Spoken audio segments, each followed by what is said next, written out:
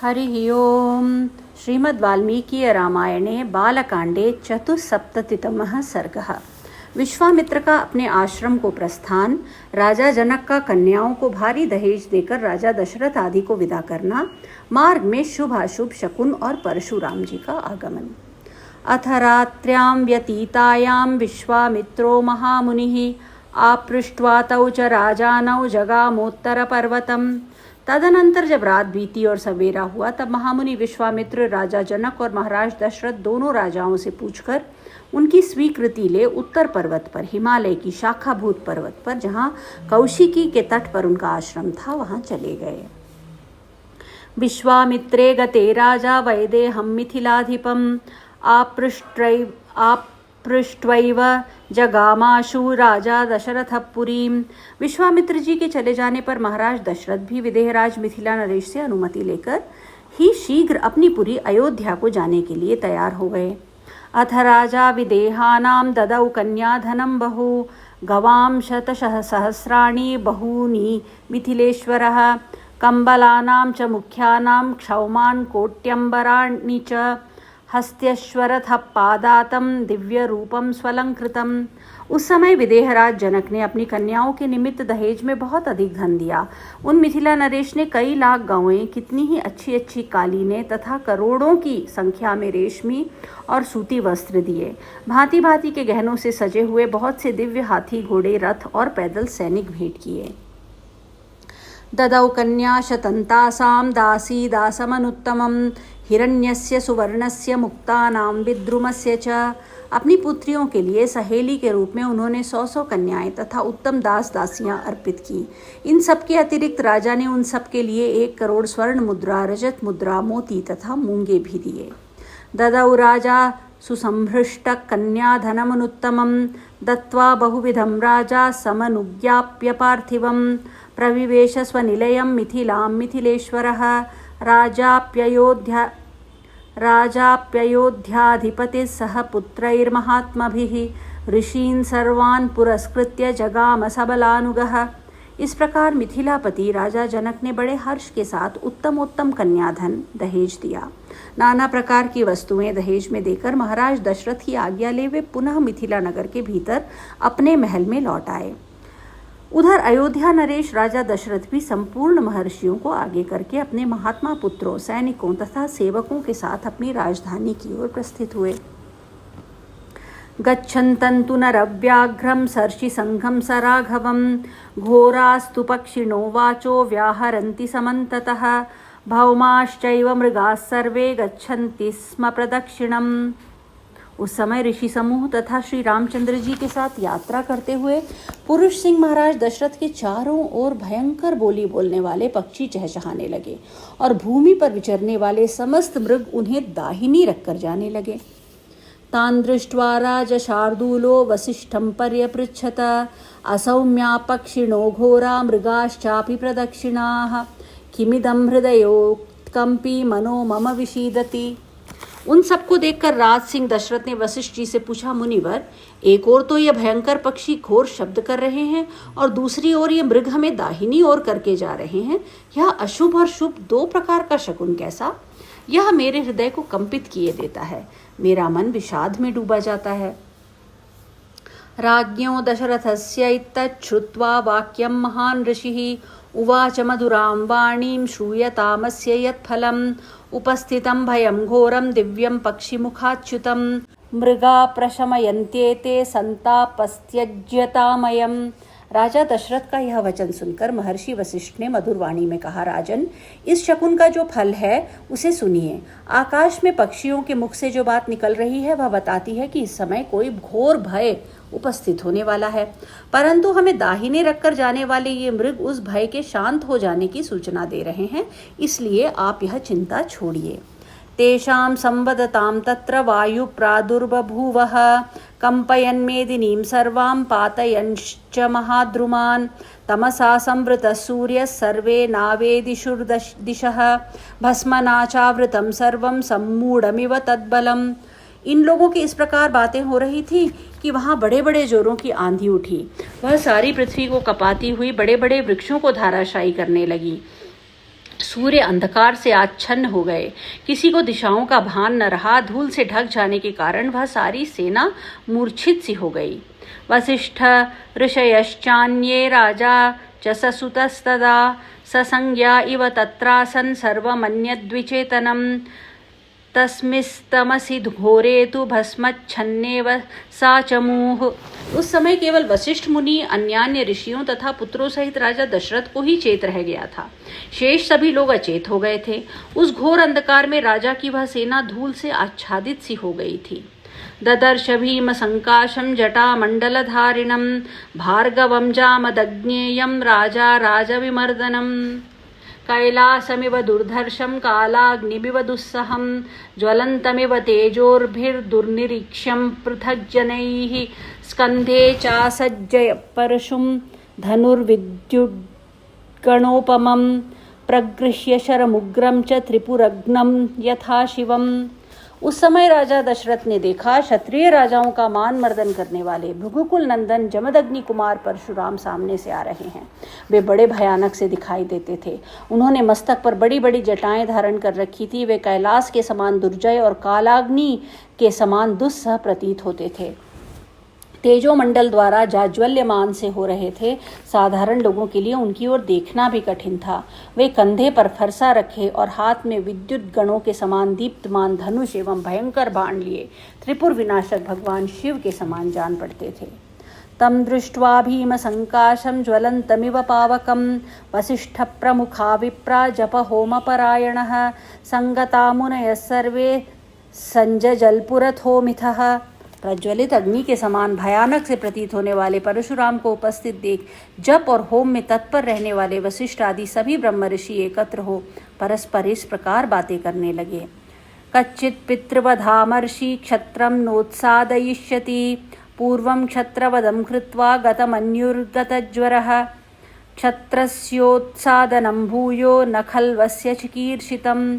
क्या अपने पिता के वध से अमर्ष के वशीभूत हो गए हो ये क्षत्रियों का संहार नहीं कर डालेंगे? पूर्व काल में क्षत्रियों का वध करके इन्होंने इतना क्रोध उतार लिया है। अब इनकी बदला लेने की चिंता दूर हो चुकी है। अतः फिर क्षत्रियों का संहार करना इनके लिए अभीष्ट नहीं है, यह निश्चय पूर्वक कहा जा सकता है। एवं मुक्त्वार्घ्यमादाय भार्गवं भीमदर्शनं ऋषयो राम रामेति मधुरं वाक्यमब्रुवन्। ऐसा कहकर ऋषियों ने भयंकर दिखाई देने वाले भृगुनंदन परशुराम को अर्घ्य लेकर दिया और राम राम कहकर उनसे मधुर वाणी में बातचीत की। प्रतिगृह्य तु ताम पूजाम ऋषिम दत्ताम प्रतापवान रामम दाशरथिम रामो जामदग्न्योऽभ्यभाषत। ऋषियों की दी हुई उस पूजा को स्वीकार करके प्रतापी जमदग्नि पुत्र परशुराम ने दशरथ नंदन श्री राम से इस प्रकार कहा। इस प्रकार इत्यार्षे श्रीमद् रामायणे वाल्मीकि आदि काव्ये बालकांडे चतुस्सप्ततितमः सर्गः। इस प्रकार श्री वाल्मीकि निर्मित आर्ष रामायण आदि काव्य के बालकांड में 74वां सर्ग पूरा हुआ। पंचसप्ततितमः सर्गः। राजा दशरथ की बात अनसुनी करके परशुराम का श्री राम को वैष्णव धनुष पर बाण चढ़ाने के लिए ललकारना। रामदाशरथे वीर वीर्यं ते श्रूयतेऽद्भुतं धनुषोभेदनं चैव निखिलेन मया श्रुतं। दशरथ नंदन श्री राम, वीर, सुना जाता है कि तुम्हारा पराक्रम अद्भुत है। तुम्हारे द्वारा शिव धनुष के तोड़े जाने का सारा समाचार भी मेरे कानों में पड़ चुका है। तदद्भुतमचिन्त्यं च भेदनं धनुषस्तथा तच्छ्रुत्वाहमनुप्राप्तो धनुर्गृह्य परम शुभम। उस धनुष का तोड़ना अद्भुत और अचिंत्य है। उसके टूटने की बात सुनकर मैं एक दूसरा उत्तम धनुष लेकर आया हूँ। तदिदं घोर संकाशं जामदग्न्यं महद्धनुः पूरयस्व शरेणैव स्वबलं दर्शयस्व च। यह है वह जमदग्नि कुमार परशुराम का भयंकर और विशाल धनुष। तुम इसे खींचकर उसके ऊपर बाण चढ़ाओ और अपना बल दिखाओ। तदहं ते बलं दृष्ट्वा धनुषोऽप्यस्य पूरणे द्वन्द्वयुद्धं प्रदास्यामि वीर्यश्लाघ्यमहं तव। इस धनुष के चढ़ाने में भी तुम्हारा बल कैसा है, यह देखकर मैं तुम्हें ऐसा द्वंद्व युद्ध प्रदान करूंगा जो तुम्हारे पराक्रम के लिए स्पृहणीय होगा। तस्य तद्वचनं श्रुत्वा राजा दशरथस्तदा विषण्णवदनो दीन प्राञ्जलिर्वाक्यमब्रवीत्। परशुराम जी का यह वचन सुनकर उस समय राजा दशरथ के मुख पर विषाद छा गया।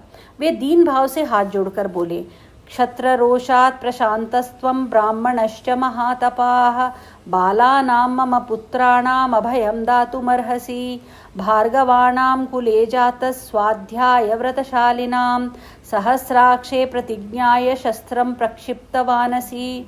ब्रह्मन, आप स्वाध्याय और व्रत से शोभा पाने वाले भृगुवंशी ब्राह्मणों के कुल में उत्पन्न हुए हैं और स्वयं भी महान तपस्वी और ब्रह्मज्ञानी हैं। क्षत्रियों पर अपना रोष प्रकट करके अब शांत हो चुके हैं, इसलिए मेरे बालक पुत्रों को आप अभय दान देने की कृपा करें, क्योंकि आपने इंद्र के समीप प्रतिज्ञा करके शस्त्र का परित्याग कर दिया है। सत्वं धर्मपरो भूत्वा कश्यपाय वसुंधरां दत्वा वनमुपागम्य महेंद्रकृतकेतनः। इस तरह आप धर्म में तत्पर हो कश्यप जी को पृथ्वी का दान करके वन में आकर महेंद्र पर्वत पर आश्रम बनाकर रहते हैं। मम सर्व विनाशाय संप्राप्तस्त्वं महामुने न चैकस्मिन् हते रामे सर्वे जीवामहे वयम्। महामुने, इस प्रकार शस्त्र त्याग की प्रतिज्ञा करके भी आप मेरा सर्वनाश करने के लिए कैसे आ गए? यदि कहें मेरा रोष तो केवल राम पर है, तो एकमात्र राम के मारे जाने पर ही हम सब लोग अपने जीवन का परित्याग कर देंगे। ब्रुवत्येवं दशरथे जामदग्न्य प्रतापवान् अनादृत्य तु तद्वाक्यं राममेवाभ्यभाषत। राजा दशरथ इस प्रकार कहते ही रह गए, परंतु प्रतापी परशुराम ने उनके उन वचनों की अवहेलना करके राम से ही बातचीत जारी रखी। इमे द्वे धनुषी श्रेष्ठे दिव्ये लोकाभिपूजिते दृढ़े बलवती मुख्ये सुकृते विश्वकर्मणा। वे बोले, रघुनंदन, ये दो धनुष सबसे श्रेष्ठ और दिव्य थे। सारा संसार इन्हें सम्मान की दृष्टि से देखता था। साक्षात विश्वकर्मा ने इन्हें बनाया था। ये बड़े प्रबल और दृढ़ थे। अनुसृष्टं सुरैरेकं त्र्यंबकाय युयुत्सवे त्रिपुरग्नं नरश्रेष्ठ भग्नं काकुस्थ तद्यत्वया। नरश्रेष्ठ इनमें से एक को देवताओं ने त्रिपुरासुर के से युद्ध करने के लिए भगवान शंकर को दिया था। ककुस नंदन, जिससे त्रिपुर का नाश हुआ था, वह वही धनुष था जिसे तुमने तोड़ डाला है। इदं द्वितीयं दुर्धर्षं विष्णोर्दत्तं सुरोत्तमैः तदिदं वैष्णवं राम धनु परपुरंजयम्। और दूसरा दुर्धर्ष धनुष यह है जो मेरे हाथ में है। इसे श्रेष्ठ देवताओं ने भगवान विष्णु को दिया था। श्री राम शत्रु नगरी पर विजय पाने वाला वही यह वैष्णव धनुष है। समानसारं काकुस्तरौद्रेण धनुषा त्विदं तदा तु देवता सर्वा पृच्छन्ति स्म पितामहं शितिकंठस्य विष्णोश्च बलाबलनिरीक्षया। ककुस नंदन, यह भी शिवजी के धनुष के समान ही प्रबल है। उन दिनों समस्त देवताओं ने भगवान शिव और विष्णु के बलाबल की परीक्षा के लिए पितामह ब्रह्मा जी से पूछा था कि इन दोनों देवताओं में कौन अधिक बलशाली है। अभिप्रायं तु विज्ञाय देवतानां पितामहः विरोधं जनयामास तयो सत्यवतांबरः। देवताओं के इस अभिप्राय को जानकर सत्यवादियों में श्रेष्ठ पितामह ब्रह्मा जी ने उन दोनों देवताओं शिव और विष्णु में विरोध उत्पन्न कर दिया। विरोधे तु युद्धमभवद्रोमहर्षणं शितिकंठस्य विष्णोश्च परस्परजयैषिणोः। विरोध पैदा होने पर एक दूसरे को जीतने की इच्छा वाले शिव और विष्णु में बड़ा भारी युद्ध हुआ जो रोंगटे खड़े कर देने वाला था। तदा तु जृंभितं शैवं धनुर्भीम पराक्रमं हुंकारेण महादेव स्तंभितोथ त्रिलोचनः। उस समय भगवान विष्णु ने हुंकार मात्र से शिवजी के भयंकर बलशाली धनुष को शिथिल तथा त्रिनेत्रधारी महादेव जी को भी स्तंभित कर दिया था। देवैस्तदा समागम्य सर्षि संघस्सचारणैः याचितौ प्रशमं तत्र जग्मतुस्तौ सुरोत्तमौ। तब ऋषि समूहों तथा चारणों सहित देवताओं ने आकर उन दोनों श्रेष्ठ देवताओं से शांति के लिए याचना की। फिर वे दोनों वहां शांत हो गए। जृंभितं तद्धनुर्दृष्ट्वा शैवं विष्णुपराक्रमैः अधिकं मे निरे विष्णुं देवा सर्षिगणास्तथा। भगवान विष्णु के पराक्रम से शिवजी के उस धनुष को शिथिल हुआ देख ऋषियों सहित देवताओं ने भगवान विष्णु को श्रेष्ठ माना। धनुरुद्रस्तु संक्रुद्धो विदेहेषु महायशाः देवरातस्य राजर्षेर्ददौ हस्ते ससायकम्। तदनंतर कुपित हुए महायशस्वी रुद्र ने बाण सहित अपना धनुष विदेह देश के राजर्षि देवरात के हाथ में दे दिया। इदं च वैष्णवं रामधनुः परपुरञ्जयं ऋचिके भार्गवे प्रादाद् विष्णुः संन्यासमुत्तमम्। श्री राम शत्रु नगरी पर विजय पाने वाले इस वैष्णव धनुष को भगवान विष्णु ने भृगुवंशी ऋचिक मुनि को उत्तम धरोहर के रूप में दिया था। ऋचिकस्तु महातेजा पुत्रस्या प्रतिकर्मणः पितुर्मम ददौ दिव्यं जमदग्नेर्महात्मनः। फिर महातेजस्वी ऋचिक ने प्रतिशोध की भावना से रहित अपने पुत्र एवं मेरे पिता महात्मा जमदग्नि के अधिकार में यह दिव्य धनुष दे दिया। न्यस्तशस्त्रे पितरिमे तपोबल समन्विते अर्जुनो विददे मृत्युं प्राकृतां बुद्धिमास्थितः। तपोबल से संपन्न मेरे पिता जमदग्नि अस्त्र शस्त्रों का परित्याग करके जब ध्यानस्थ होकर बैठे थे, उस समय प्राकृत बुद्धि का आश्रय लेने वाले कृतवीर्य कुमार अर्जुन ने उनको मार डाला। वधमप्रतिरूपं तु पितुः श्रुत्वा सदारुणं क्षत्रमुत्सादयं रोषान् जातमनेकशः। पिता के इस अत्यंत भयंकर वध का जो उनके योग्य नहीं था, समाचार सुनकर मैंने रोष पूर्वक बारंबार उत्पन्न हुए क्षत्रियों का अनेक बार संहार किया। पृथिवीं चाखिलां प्राप्य कश्यपाय महात्मने यज्ञस्यान्ते ददं राम दक्षिणां पुण्यकर्मणे। श्री राम, फिर सारी पृथ्वी पर अधिकार करके मैंने एक यज्ञ किया और उस यज्ञ के समाप्त होने पर पुण्यकर्मा महात्मा कश्यप को दक्षिणा रूप में यह सारी पृथ्वी दे डाली। तत्वा महेंद्र निलयस्तपो बलम समन्वितः श्रुत्वा तु धनुषो भेदम ततो हम द्रुतमागतः। पृथ्वी का दान करके मैं महेंद्र पर्वत पर रहने लगा और वहां तपस्या करके तपोबल से संपन्न हुआ। वहां से शिवजी के धनुष के तोड़े जाने का समाचार सुनकर मैं शीघ्रता पूर्वक यहाँ आया हूँ। तदेवं वैष्णवं राम पितृपैतामहं महत् क्षत्रधर्मं पुरस्कृत्य गृह्णीष्व धनुरुत्तमं योजयस्व धनुश्रेष्ठे शरं परपुरञ्जयं यदि शक्तोऽसि काकोत्स्थद्वन्द्वं दास्यामि ते ततः। श्री राम, इस प्रकार यह महान वैष्णव धनुष मेरे पिता पितामहों के अधिकार में रहता चला आया है। अब तुम क्षत्रिय धर्म को सामने रखकर यह उत्तम धनुष हाथ में लो और इस श्रेष्ठ धनुष पर एक ऐसा बाण चढ़ाओ जो शत्रु नगरी पर विजय पाने में समर्थ हो। यदि तुम ऐसा कर सके तो मैं तुम्हें द्वंद्व युद्ध का अवसर दूंगा। इत्यार्षे श्रीमद् रामायणे वाल्मीकि आदि काव्ये बालकांडे 75तमः सर्गः। इस प्रकार श्री वाल्मीकि निर्मित आर्ष रामायण आदि काव्य के बालकांड में 75वां सर्ग पूरा हुआ। हरि ओम।